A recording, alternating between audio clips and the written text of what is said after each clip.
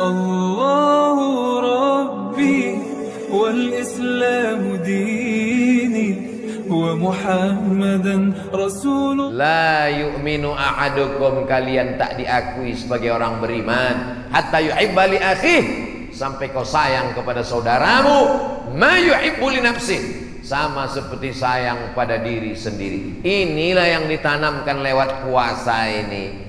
Makanya orang yang besar pahalanya, man fattara shaiman, siapa yang menyiapkan buka puasa untuk orang yang berpuasa, kana lahu mithlu ajri shaim, dia dapat pahala macam orang yang puasa.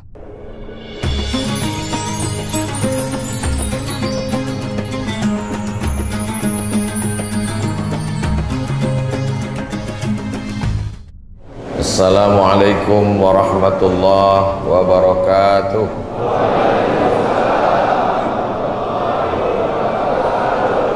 Alhamdulillah wassalatu wassalamu ala Rasulillah Sayyidina wa maulana Muhammad ibn Abdillah wa ala alihi wa sahbihi wa man tabi'ahu wa mawalah. Subhanaka la ilma lana illa ma 'allamtana innaka antal alimul hakim. Rabbi syrah li sadri wa yassir li amri wa hlul 'uqdatam min lisani yafqahu qawli.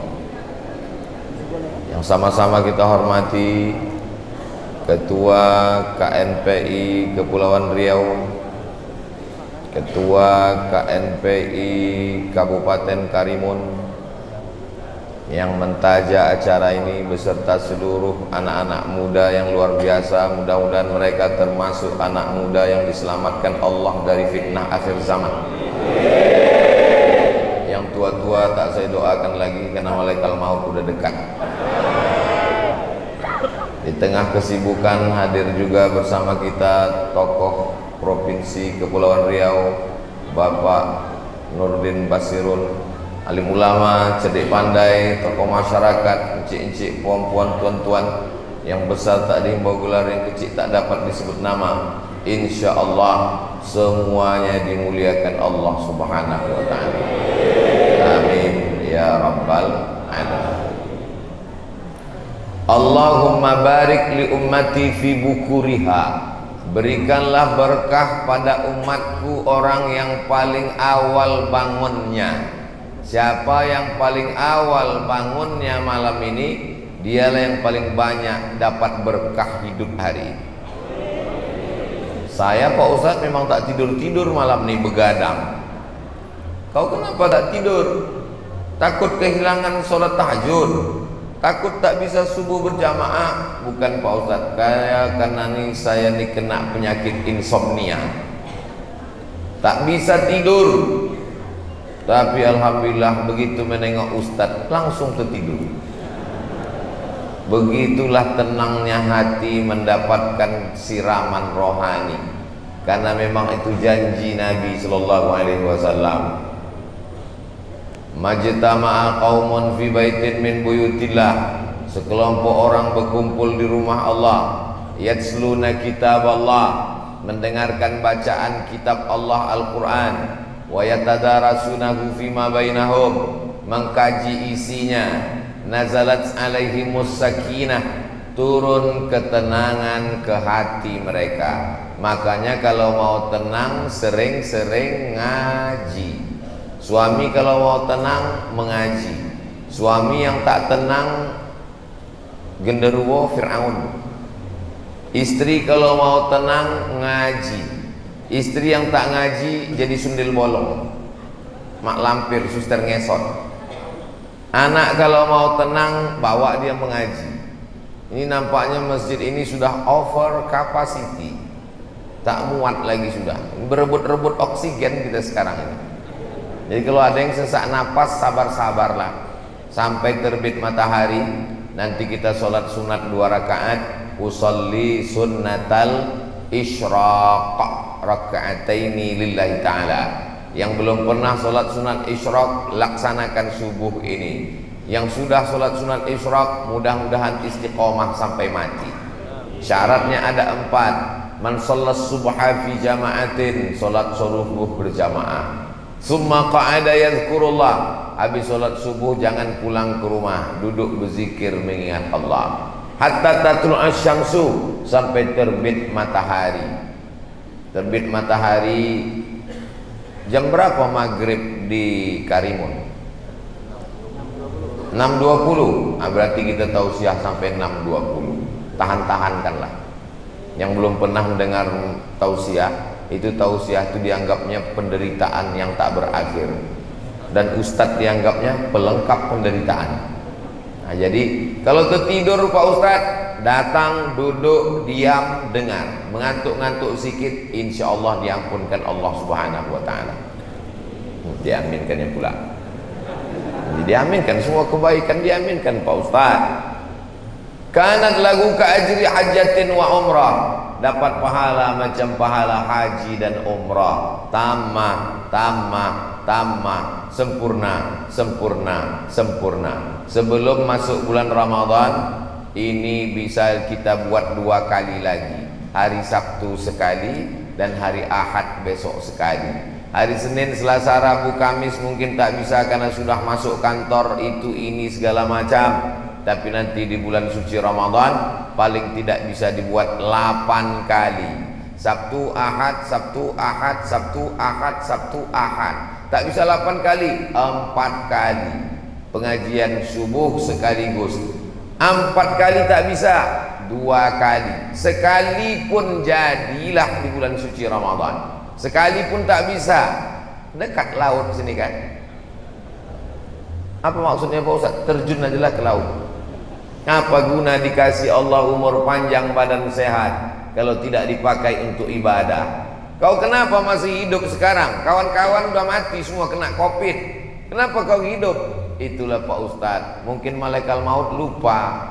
Mana ada malaikat lupa? La yastakhiruna sa'atan, tak dapat ditunda walaupun sesaat. Wala yastaqdimun, tak bisa mati itu dipercepat walaupun sesaat. Berapa banyak orang yang hidupnya susah mau cepat mati, bunuh diri di rel kereta api, live streaming pula tuh. Begitu lewat kereta api tak jadi mati. Kenapa? Salah rel. Mau bunuh diri diambil tali jemuran diikatkan ke atap rumah, melompat dari kursi, bukan dia mati, atap tuh jatuh. Kalau tak mati, kata Allah, tak mati. Berapa banyak orang yang tak ada niat mau mati, mati. Menyampaikan khutbah, meninggal. Sedang tausiah, meninggal. Selesai tawaf sholat di belakang makam Ibrahim, meninggal. Masalah mati tak usah terlalu dipikirkan, karena semua kita akan mati. Yang kita pikirkan apa bekal sesudah mati menghadap Allah Subhanahu wa Ta'ala.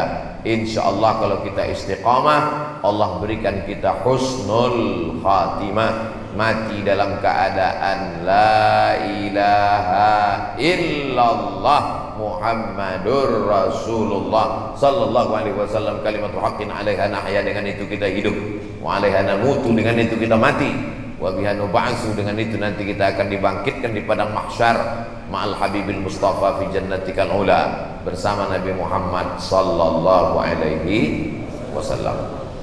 Besok hari Senin, hari Ahad, Senin, Selasa, Rabu, hanya 4 hari lagi sarapan pagi. Banyak orang yang tak suka dengan Ramadan udah sempit tangkai jantungnya menghitung-hitung.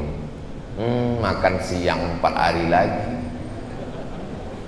Datang kawan sebelah, kenapa kau khawatir? Rumah makan hantu kan tetap buka. Cuma ada rumah makan hantu nih Pak Ustadz, badannya tak nampak, kaki aja nampak. Dan itu tidak ada di Tanjung Balai Karimun, ada di tempat lain. Cuman kabarnya beberapa yang punya owner rumah makan udah pindah pula ke Tanjung Balai Karimun. Mudah-mudahan dijaga Allah Tanjung Balai Karimun ini, insyaallah. Bapak Ibu jamaah sekalian yang dimuliakan Allah Subhanahu wa Ta'ala, tidak ada yang bisa menceritakan tentang lapar secara sempurna dan seragam. Kalau kebetulan ada Bapak Ibu guru, boleh dites. Kalau kebetulan ada direktur perusahaan, bisa dicoba nanti siang.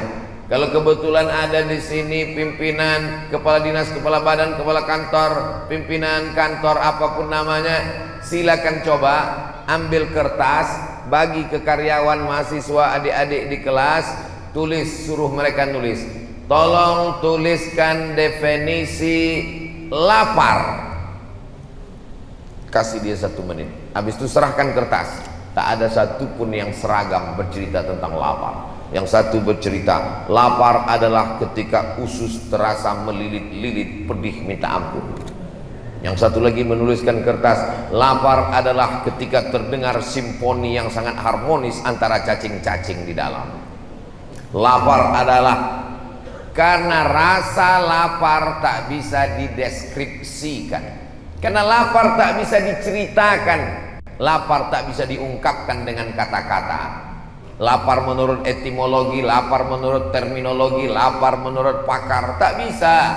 Diadakan seminar internasional, judulnya membahas tentang kelaparan Afrika, yang mengadakan PBB, Persatuan Bangsa-Bangsa, UN, United Nation, tapi ternyata tak melahirkan apa-apa. Kenapa?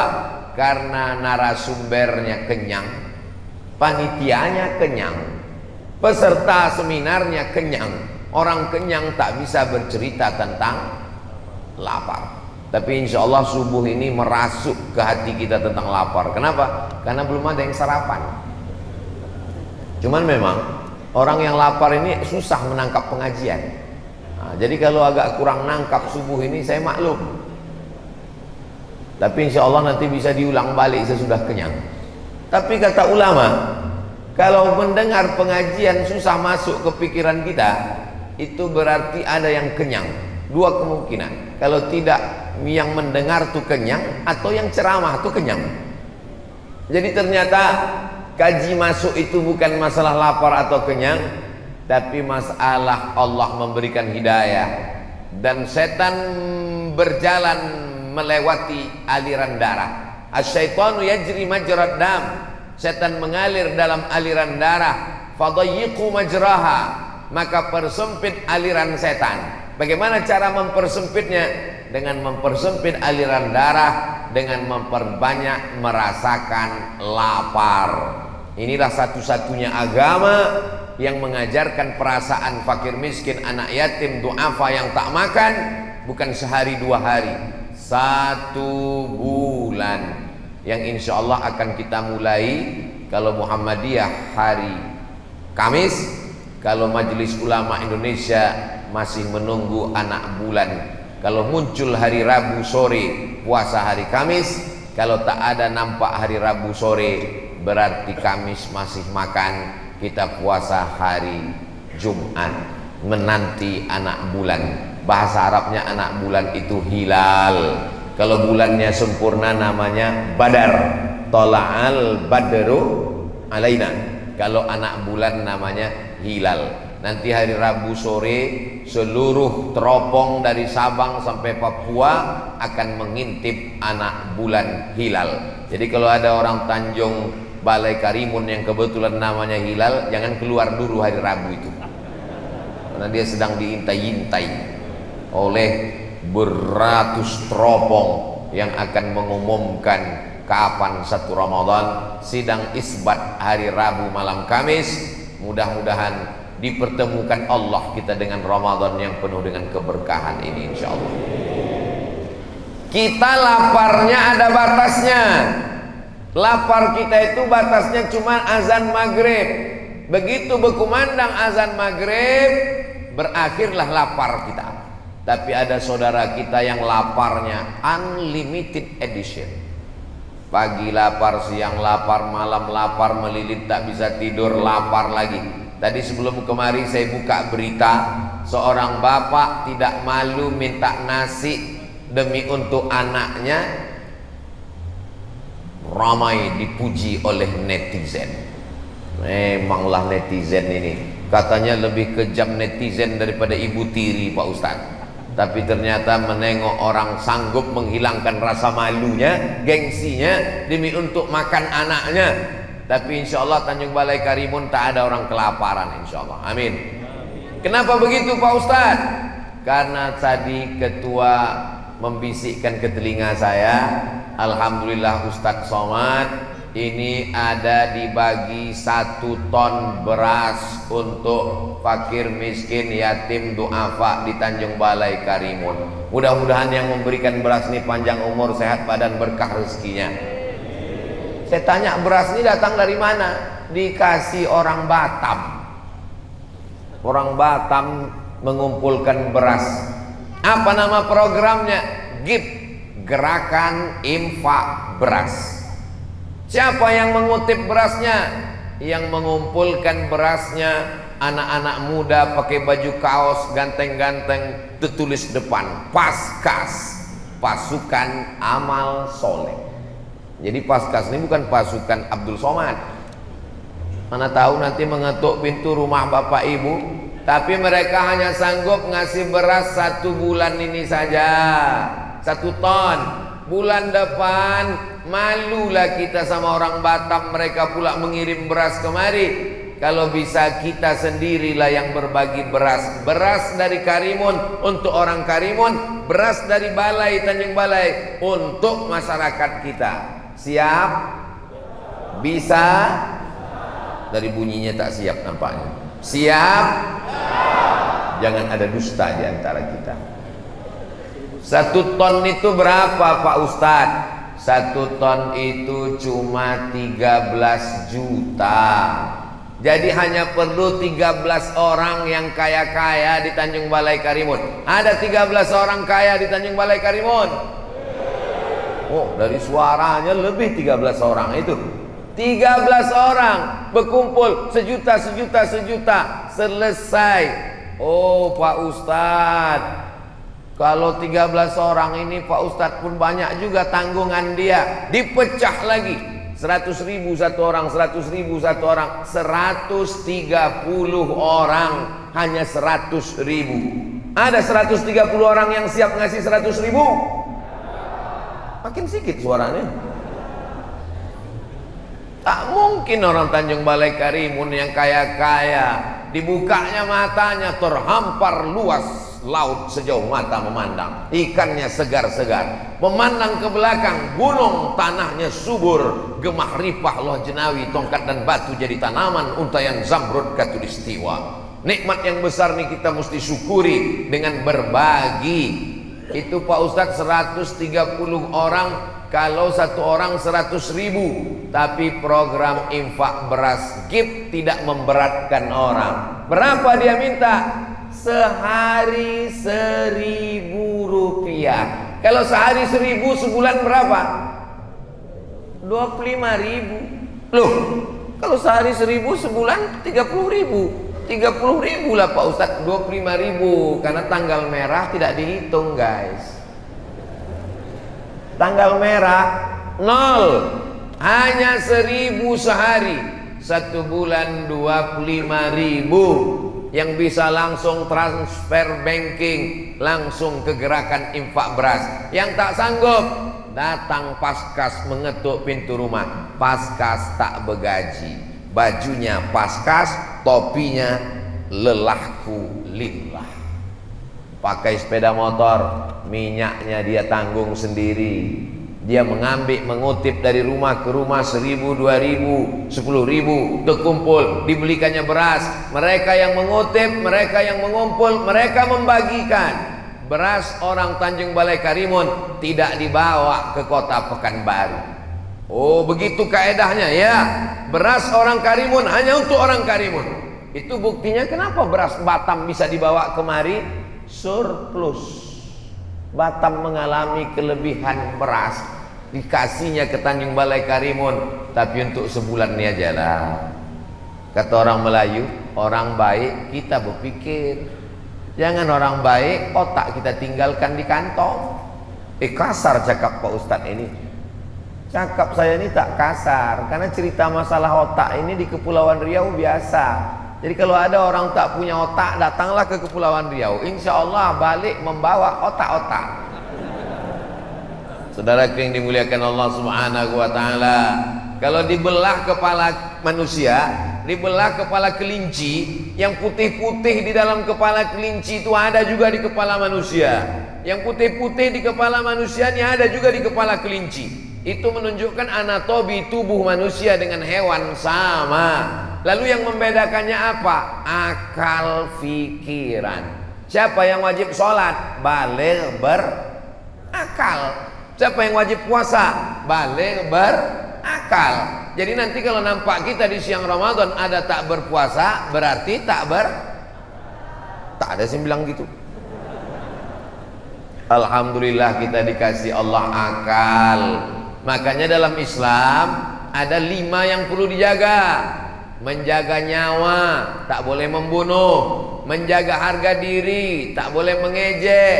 Menjaga akidah, tak boleh menista agama. Menjaga akal, tak boleh minum khamar, sabu-sabu, narkoba. Menjaga kehormatan, tak boleh berzina. Maka Islam ini datang untuk menjaga. Tetangga kita jangan sampai ada yang tak makan. Ara'aital ladzi yukadzibu biddin. Tahukah kamu siapa itu pendusta agama?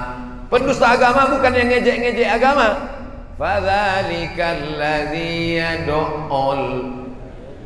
Merekalah orang yang menyia-nyiakan anak yatim, wala yahuddu ala ta'amil. Mereka yang membiarkan orang miskin tak makan.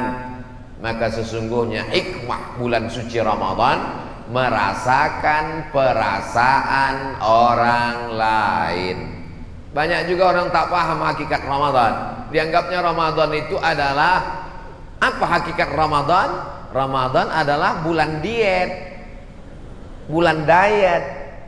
Ramadan ini Pak Ustadz, makan pagi yang biasa jam 8 dipercepat jadi jam 5. Makan malam biasa jam 8 dipercepat jadi jam 6.30. Makan siang dihilangkan. Azan maghrib balas dendam. Makan malam lambat, makan pagi cepat, makan siang hilang. Waktu azan maghrib, Allahu Akbar, Allahu Akbar, hari pembalasan. Azan asar pun macam azan maghrib. Memang kalau udah bulan puasa, semua azan tuh bunyinya macam azan maghrib. Mudah-mudahan diselamatkan Allah kita sampai Ramadan berakhir insyaallah. Dulu Nabi mengajarkan doa, Allahumma barik lana fi Rajab wa Sya'ban. Berikan kami berkah di bulan Rajab dan bulan Sya'ban. Minta sampaikan ke bulan Ramadan. Wa ballighna Ramadan. Sampaikan kami ke bulan Ramadan. Kita ibarat mau masuk pintu istana, sikit lagi sampai. Hari Ahad 1, Isnin 2, Selasa 3, Arbi'a 4. Kalau kebetulan Kamis, Kamis puasa. Kalau kebetulan Jumat, Jumat puasa. Hanya tinggal 4 hari ini. Selamatkanlah kami ya Allah, bisa merasakan puasa Ramadan. Tapi ada yang lebih cepat dari keinginan. Apa itu? Yang lebih cepat dari keinginan adalah Mimda tema taya bawati. Mati. Tak ada yang bisa menunda kematian. Dokter spesialis pun mati. Apalagi mantri. Orang kaya mati, orang miskin lebih cepat. Saudaraku yang dimuliakan Allah Subhanahu wa taala, la yabitu sab'anan. Kalau ada orang yang bisa tidur lelap, wajaruhu ila jambihi ja'iun, tetangga sebelah rumahnya kelaparan, laisa bil mu'min, tidak diakui imannya. Kau orang beriman, ya, pakai baju koko, pakai peci, pakai topi haji, pakai sorban, pakai jubah, datang ke masjid, laisa bil mu'min, tak diakui imannya. Sampai kapan? Yabitu sab'anan, tidur perut kenyang, wajaruhu ila jambihi ja'iun, tetangga samping rumah kelaparan, mati dia, tak diakui keimanannya. Tetangga kita itu yang mana? Kata Imam Sufyan Ats-Tsauri, tetangga itu 40 rumah ke muka, 40 rumah ke belakang, 40 rumah ke kanan, 40 rumah ke kiri. Itulah tetangga. Kita periksa ini 40 rumah. Kalau dulu begitu, 40 rumah ke muka, 40 rumah ke belakang, 40 rumah ke kanan, 40 rumah ke kiri. Sekarang 40 rumah ke atas, 40 rumah ke bawah. Kenapa gitu? Tinggal di apartemen, kondominium. Oh, ada Datuk rupanya, tak nampak tadi. Masya Allah, Datuk Uzrin pun. Mudah-mudahan panjang umur, sehat badan. Jangan sampai kita hanya mempedulikan perut lambung kita saja, tak peduli kepada orang lain. Islam mengajarkan kalau ada yang bersin, asyik, alhamdulillah. Apa respon kita?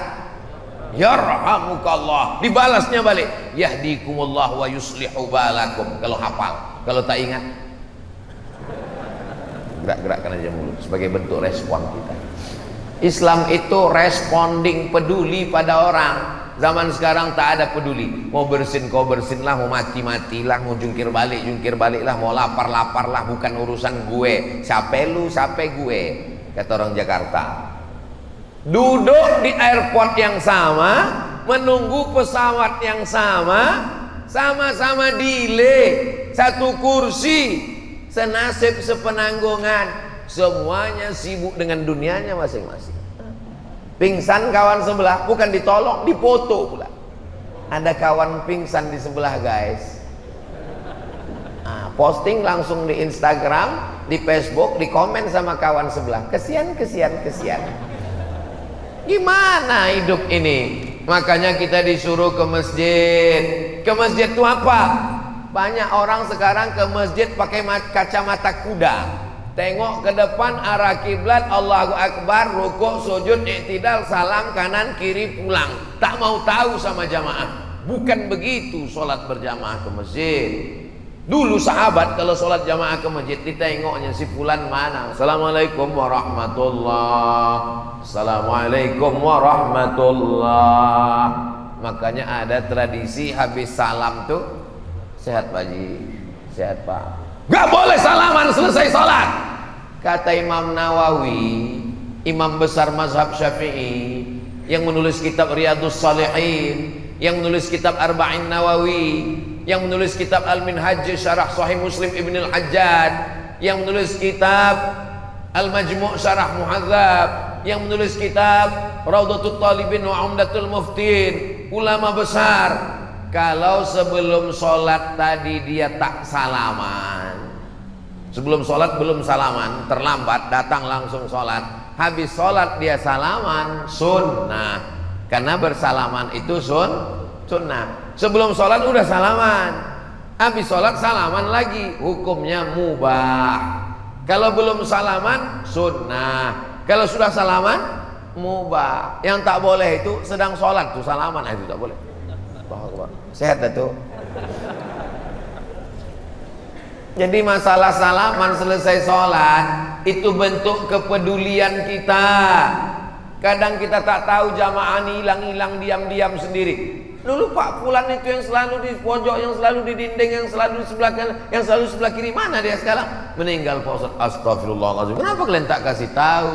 Padahal kita satu grup WhatsApp, padahal sama-sama friend, padahal sama-sama follower. Kenapa kita tak ada peduli, care? Mana letak kepedulian kita?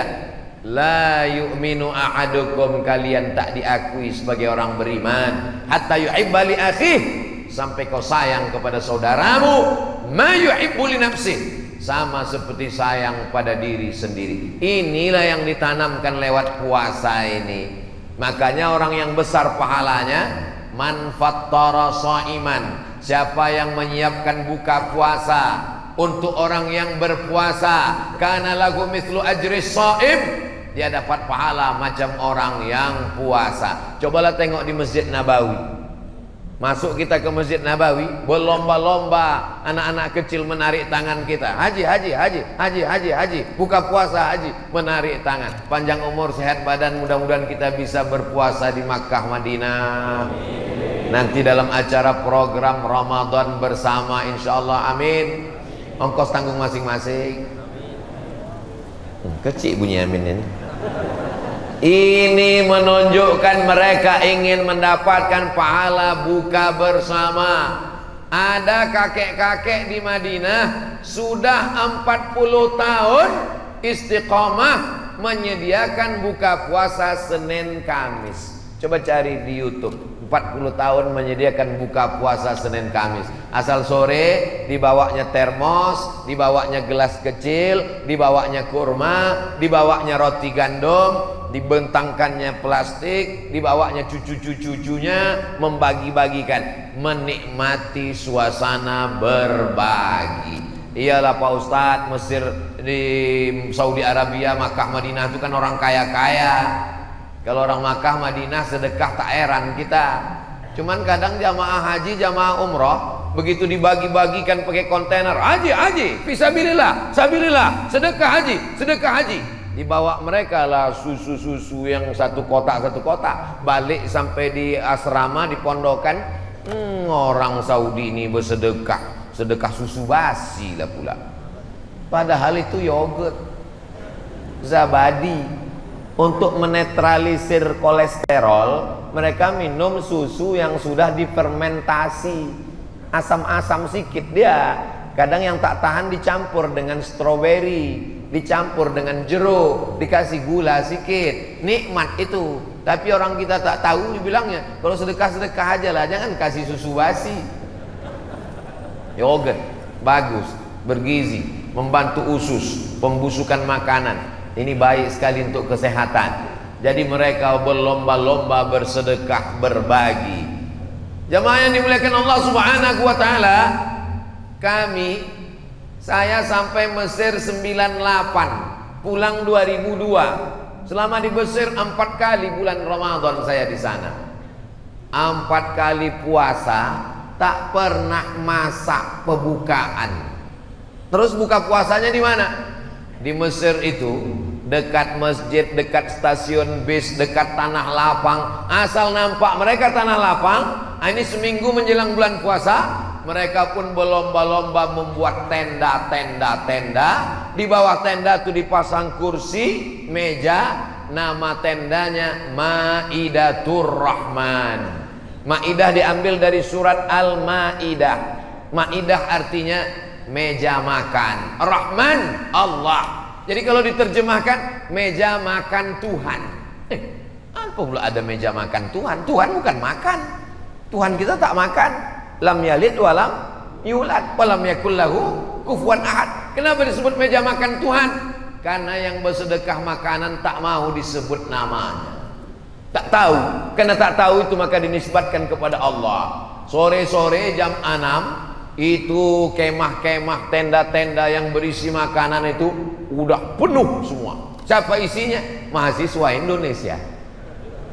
Asal sampai situ jam 6 nampaklah yang pesek-pesek. Hari pertama ayam, menunya 3 hari sekali berputar. Hari pertama ayam di Mesir itu besar-besar. Orang Mesir itu motong ayam 2 kali potong sekali, seperempat. Bukan macam kita, hancur ayam tuh. Apa namanya? Cincang. Sampai kita pun bingung, tak nampak lagi bentuknya. Ini ayam apa kata? Hari kedua daging besar-besar, potong 4 macam sabun telepon. Hari ketiga ikan itu tak dipotong, 1 ekor besar-besar dalam piring. Azan maghrib makan korma, minum teguk air. Allahumma laka sumtu wa bika amantu ala rizqi aftartu bi rahmatika ya arhamar rahimin, zahaba dhama'u wa batallatil uruq wa thabatal ajru insyaallah. Habis salat maghrib berjamaah, habis itu makan ramai-ramai. Cuman masakan Mesir ini kadang kurang cocok ke lidah karena dia pakai pil aswad, jintan hitam, pakai bawang bombay, dan yang paling tak bisa sama orang Indonesia, tak ada cabai, tak pedas. Kita nih kalau tak pedas tak masuk ke dalam. Orang Mesir tak bisa makan pedas. Cabai itu mereka fermentasi jadi asin jadinya. Nah itu, jadi banyaklah mahasiswa ini kalau udah jam 6 sore menggiling cabai dalam plastik supaya nanti berselera makan buka puasa. Setelah pulang ke Pekanbaru, kumpullah saya dengan kawan-kawan alumni Azhar. 4 tahun kita dulu makan gratis bulan puasa. Maka saya ingin kita bawa juga tradisi itu ke Pekanbaru. Alhamdulillah sudah berjalan 3 tahun. Ini Ramadan yang ketiga. Kami buat kemahnya sama, Maidatur Rahman. Ramadan ini menyediakan 1000 porsi buka bersama gratis tiap sore. Mudah-mudahan menular pula ini ke tempat-tempat lain seluruh Indonesia, insyaallah. Amin. Orang Mesir tak macam kita. Orang Mesir kalau dia ngasih buka puasa itu tidak formal-formal. Misalnya dia naik bis, nampaknya anak Indonesia, langsung panggilnya, Indonesia, orang Indonesia, ta'al, come here. Diambilnya dompet, kasih, nih, nanti kalian buka bersama nanti di rumah ya. Gitu. Tak macam kita. Kita kalau buat acara buka bersama formal, diundang, suruh datang jam 5, baca Yasin 3 kali. Anak yatim jam 5 disuruh datang baca Yasin. Fa subhanalladzi biyadihi malakutu kulli syai'in wa ilaihi turja'un. Shadaqah. 2 kali lagi deh. Udahlah jam 6 dah, setengah jam lagi suruh pula tahlil, tahtim tahlil. La ilaha illallah, la ilaha illallah. Saking kan lapar. Udahlah mau jam 6.25, udah mau tenggelam matahari, udah mau azan maghrib, berembuslah kipas angin tadi kencang, terbukalah koran penutup piring, nampaklah mie kurus-kurus, mihun. La ilaha illallah. Makanya saya dari dulu, dari sejak almarhumah Main hidup lagi sampailah sekarang, kalau mengundang anak yatim, fakir miskin, doa pak, tetangga, jiran, kawan, sahabat berbuka bersama, jangan banyak-banyak, panjang-panjang menyiksa orang. Baca Fatihah sekali, Qul Huwallah 3 kali, Qul bil Falaq sekali, Qul bin Nas sekali. Kirimkan untuk almarhumah, berdoa, makan. Karena undangannya undangan makan. Kenapa menyiksa orang? Kalau kita mau menghadiahkan, baca Quran tuh, hatamkan sehatam Quran bulan Ramadan, hadiahkan ke almarhumah. Ini menjadi pelajaran. Banyak pelajaran saya ambil di Mesir. Ada orang kaya namanya Muhandis Abdus Salam, tiap bulan memberikan bantuan. Waktu itu krisis moneter. Ustadz Haruna Hasim sampai ke Kairo tahun 1992, kakak kelas saya sampai 98. Malang tak dapat ditolak, untung tak dapat diraih. Datanglah krisis moneter 97-98. Indonesia sudah menyiapkan pesawat Hercules untuk menjemput mahasiswa Indonesia yang ada di Kairo. Kenapa dijemput pakai Hercules? Karena Hercules tak ada kursinya di dalam. Pesawat Hercules itu tak ada kursi. Itu untuk terjun payung sama perang. Itulah menjemput mahasiswa Indonesia supaya bisa duduk ramai-ramai di dalam lesehan. Apa kata orang Mesir? Selama kami hidup, tidak boleh ada anak Indonesia satupun yang pulang. Waktu itu yang jadi duta besar Indonesia di Kairo adalah Bapak Dr. Hasan Wirayuda. Lalu saya pun berjumpa dengan beliau di rumah Bapak Gubernur Banten. Karena kebetulan Gubernur Banten itu adik kandung beliau. Pas acara makan di situ, Ustaz Somad, nanti Pak Dubes datang. Oh senang sekali, saya mau silaturahim, lama tak jumpa sejak pulang dari Kairo. Begitu jumpa, apa kabar Pak Hasan? Alhamdulillah sehat Ustaz Somad. Bapak kan pernah jadi Dubes di PBB New York. Betul. Bapak pernah jadi Dubes di Amerika, di Eropa. Betul. Bapak keliling dunia. Iya. Mana negeri yang paling Bapak berkesan? Yang saya paling berkesan Mesir, Ustaz Somad. Kenapa Mesir? Mesir bukan negara maju, Mesir bukan negara kaya. Mesir dengan kesederhanaannya. Apa yang membuat Bapak berkesan? Waktu krisis anak Indonesia mau dipulangkan, saya keliling meminta bantuan orang Mesir. Tiba-tiba datang seorang anak muda, Ustaz Somad. Anak muda ngasih uang. Jangan ada anak Indonesia yang pulang Pak Dubes. Ini bantuan dari saya. Lalu saya panggil Intel, tolong cek. Ikuti anak muda nih, mana dia, siapa dia? Diikuti anak muda, ternyata pedagang buah pinggir jalan, Ustaz Somad. Datang orang Mesir ke kedutaan Republik Indonesia di Aisyah Al-Timuriyah, Kairo. Apa kata dia? Pak Duta Besar, saya tidak kaya, saya cuma punya mesin fotokopi di pinggir jalan. Tapi kalau anak Indonesia datang mau fotokopi, gratis. Peduli. Jadi kalau ada orang mengatakan pernah dia ke Mesir, apa Mesir itu? Negeri Fir'aun. Karena kebetulan yang jumpa Fir'aun itu Fir'aun juga. Sesama Fir'aun, yang satu circle dia. Tapi kalau dia orang baik, insya Allah berjumpa dengan orang baik. Mana buktinya? Nih, sesama pejuang subuh berjumpanya waktu sholat subuh. Maka jangan heran, kenapalah kawan aku nih pemabuk semua Pak Ustaz? Karena kau mabuk. Sakau. Masa lalu, siapa yang tak pernah punya masa lalu? Semua orang pernah masa lalu hitam kelam. Tapi insya Allah diterima Allah taubat kita dengan taubat nasuha. Apa tanda taubat kita diterima Allah Pak Ustaz? Ada perubahan. Sebelum hijrah orangnya pelit, bin bakhil, bin medit, bin kikir, bin kedekut, bin apa lagi? Hah? Tangkai jering. Tangkai jengkol. Pelit minta ampun. Kalau makan sama dia di rumah makan, sampai waktu membayar pura-pura mencret ke belakang. Inilah orang yang paling pelit. Kenapa? Duit dia jangankan dimakan orang, dia sendiri pun tak mau makan duit dia. Itu kan parah itu. Pergi pagi pulang putang, peras keringat banting tulang, kepala jadi kaki, kaki jadi kepala, tulang langgang lintang pukang. Duit dia pun tak mau dia makan. Duit orang juga dimakan dia. Duit dia disimpannya di bank, gaji utuh tak pernah keluar. Untuk siapa? Untuk dokter spesialis. Duit yang tak dikeluarkan itu akan keluar juga dengan caranya sendiri. Tak ada angin, tak ada hujan, datang diabetes meletus, datang asam urat, datang asam lambung, datang macam-macam penyakit.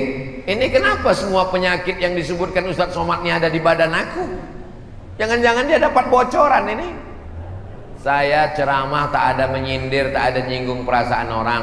Kalau kebetulan sama yang saya cakapkan ini dengan keadaan jamaah, itu hanya kebetulan saja. Nanti dibuatkan di bawah kalau diupload di internet. Kebetulan kalau terjadi yang diucapkan Somad tidak ada unsur kesengajaan, hanya kebetulan saja. Mendengar ceramah Ustaz Somad jangan tersinggung, karena beberapa yang tersinggung pulang langsung meninggal. Saudaraku yang dimuliakan Allah Subhanahu wa taala, orang yang pelit, tak ingat mati, tangkai jering, maka sesungguhnya kalau dia mati, harta yang ditumpuk itu tinggal. Memang ada sifat manusia macam ini. Jama'a malau wa'ad-dadah. Kerjanya jamaah mengumpul, wa'ad-dadah menghitung. Sampai jam 2 malam pikirnya menghitung, mengumpul, menghitung, mengumpul, menghitung, mengumpul, menghitung, mengumpul, mati tak membawa apa-apa. Tapi jangan gara-gara cerita mati ini orang Tanjung Balai Karimun tak ada satupun yang nanti pergi ke laut mencari ikan, tak ada yang buka toko, tak ada yang ngurus kebun. Pas ditanya, kau tak kerja cari duit? Kita akan mati. Makin ingat mati itulah makin semangat cari duit supaya bisa bangun masjid mengalir pahalanya sampai hari kiamat. Amin. Masjid ini unik dan cantik. Berkali-kali saya datang kemari tak pernah bosan menengok masjid ini, dari mulai luar sampai dalam. Saya yakin semua orang kalau sampai ke masjid ini dibawa jalan-jalan wisata religi ke Tanjung Balai Karimun, singgahkan dia kemari, menengok masjid ini macam menengok kucing Anggora. Tegak di bawah, di atas bukit nampak lautan terampar cantik indah foto. Masuk ke dalam, Masya Allah cantik luar biasa, lampunya pun tak ada di tempat lain ini. Luar biasa walaupun mati. Ya tak boleh pakai listrik, mubazir banyak-banyak.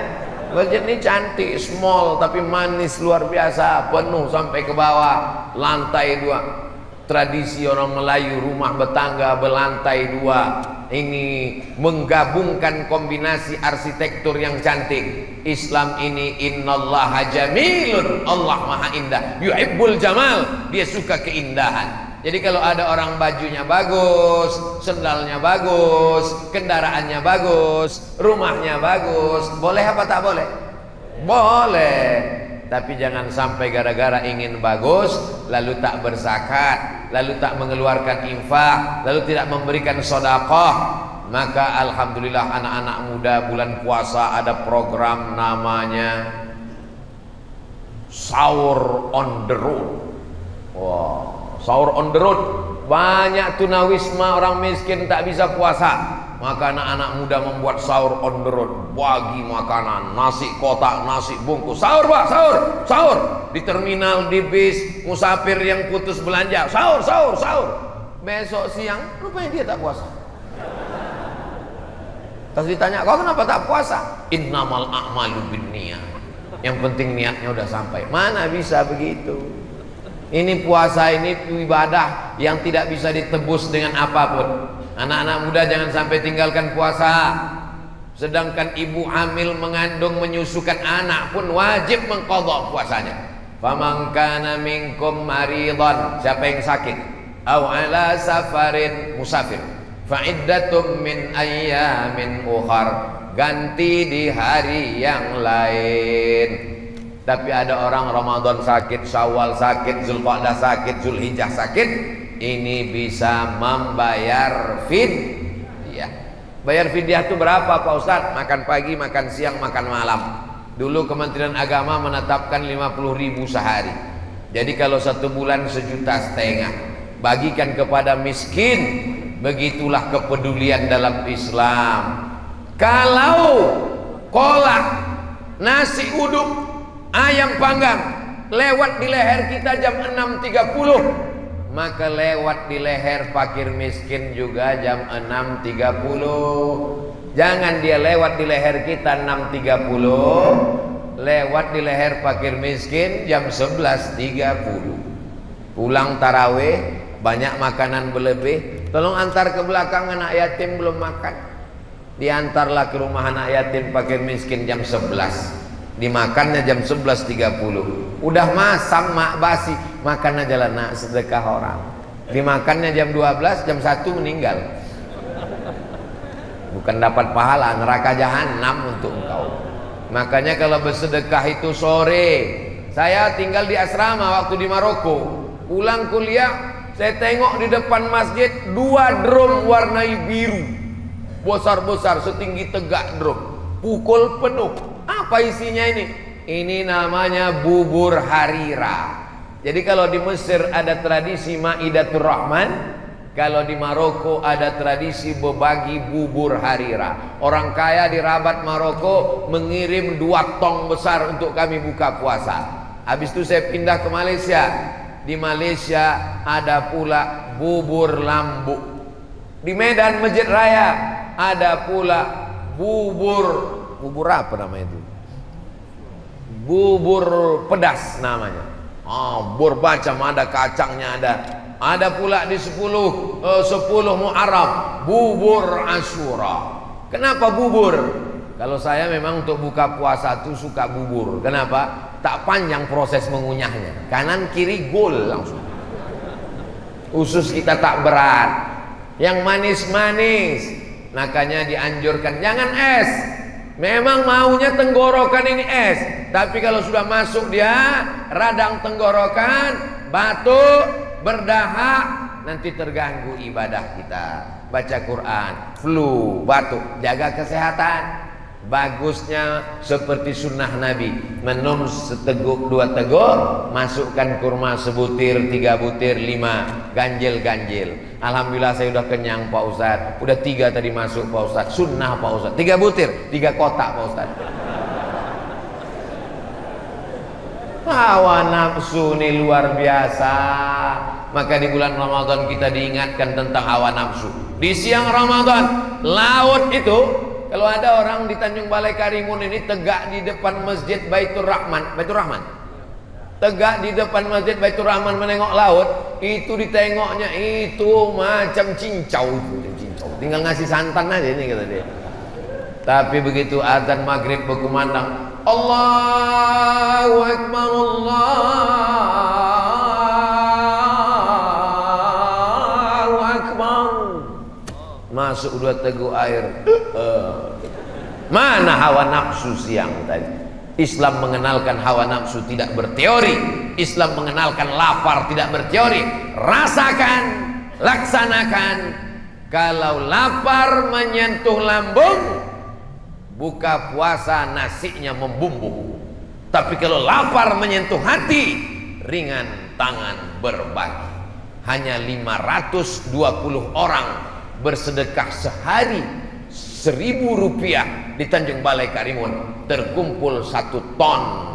Saya yakin dan percaya penduduk kota Tanjung Balai Karimun 174.000 orang. Kalau 1 orang aja ngasih 1.000 rupiah, banyak. Dibelikan ke beras, berenang kita dalam beras, berenang sambil minum beras. Saudaraku yang dimuliakan Allah Subhanahu wa taala, sampai kita jam 6.20. Sekarang kita sholat sunat isyraq 2 rakaat. Usolli sunnatal isyraq raka'ataini lillahi ta'ala. Mudah-mudahan kita istiqomah insyaallah. Di akhir majelis mari kita berdoa kepada Allah. Mudah-mudahan Allah berikan kita kesehatan zahir dan batin. Dibukakan Allah pintu rezeki, bisa kita mensupport program gerakan infak beras, sehingga bulan depan tidak lagi mengharapkan dari Batam tapi dari kita sendiri berbagi. Ala hadhihi niyat, untuk niat yang baik ini, Al-Fatihah.